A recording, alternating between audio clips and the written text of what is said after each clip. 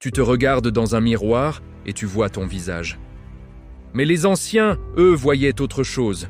Pour eux, le miroir n'était pas un objet, c'était une épreuve. Celui qui ose s'y regarder ne voit pas ses traits, il voit son âme. Et parfois, ce qu'il voit le terrifie. Aujourd'hui, découvre le mythe le plus intime et le plus redouté, le premier miroir. Le miroir ne ment pas, c'est toi qui détournes les yeux. Au Japon, quand la déesse du soleil, Amaterasu, se cache dans une grotte, le monde plonge dans les ténèbres.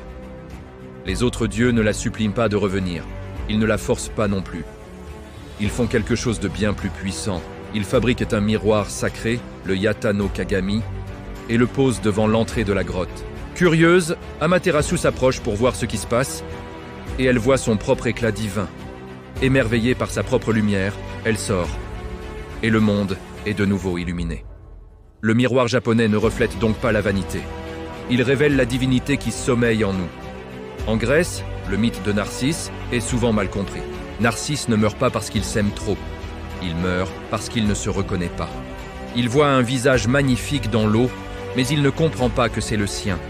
Il tombe amoureux d'une image. Il attend que l'autre bouge, que l'autre lui parle. Mais l'autre, c'est lui. Narcisse n'est pas puni pour sa beauté. Il est perdu dans l'illusion de la séparation, incapable de voir l'unité entre lui et son reflet. En Afrique, chez les Dogons du Mali, le plus grand miroir est le soleil lui-même. Il est le reflet de l'ordre cosmique, un miroir parfait. Les humains sont invités à aligner leur vie avec ce reflet céleste. Se regarder dans ce miroir cosmique, c'est se poser une question fondamentale. Ma vie est-elle en harmonie avec le grand tout? Est-ce que mes actions reflètent l'ordre de l'univers? Plus au nord, en Sibérie, les chamans utilisent des miroirs très particuliers, faits d'obsidienne noire. Ils ne les utilisent pas pour voir leur propre visage, mais pour voir l'invisible. Dans leur surface sombre et profonde, ils voyagent dans les mondes des esprits. Ils partent à la recherche des âmes perdues et ramènent les fragments volés pour guérir les malades. Pour eux, le miroir chamanique n'est pas une surface plane, c'est une porte vers d'autres dimensions. Alors, pourquoi toutes ces cultures, si différentes et si éloignées, traitent-elles le miroir avec autant de respect, voire de crainte? Parce que le vrai miroir ne flatte jamais. Il révèle. Il te met face à ce que tu caches au plus profond de toi. Il te montre ce que tu fuis, ce que tu refuses de voir, et surtout, ce que tu refuses d'aimer en toi-même. Dans notre monde moderne, rempli de filtres, de masques sociaux et de rôles que nous jouons constamment, le miroir reste la dernière vérité brute.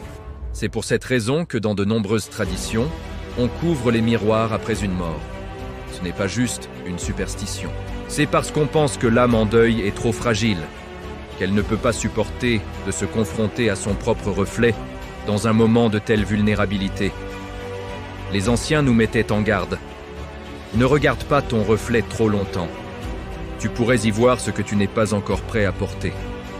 Le miroir nous force à une honnêteté radicale, et cette honnêteté peut être terrifiante.